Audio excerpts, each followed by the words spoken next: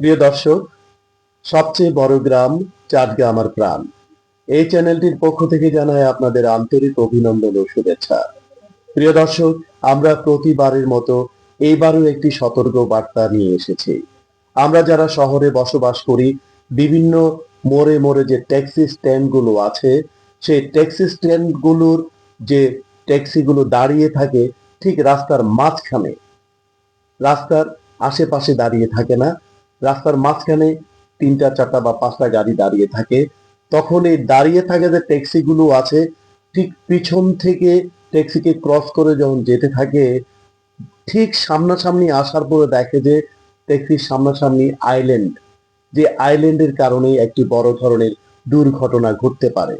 যেমন গত সপ্তাহে চকবাজার অলিখা মসজিদের সামনে ছোট্ট একটি দুর্ঘটনা ঘটেছে, তাতে আরো বড় ধরনের ঘটনা ঘটতে পারত। প্রিয় দর্শক, আপনারা ট্যাক্সি স্ট্যান্ড বা প্রাইভেট কার যারাই দাঁড়িয়ে থাকেন না কেন, রোডকে ঘেঁষে দাঁড়িয়ে থাকুন, রাস্তার মাঝখানে দাঁড়িয়ে থাকবেন না। প্রিয় দর্শক, আবারও দেখা হবে।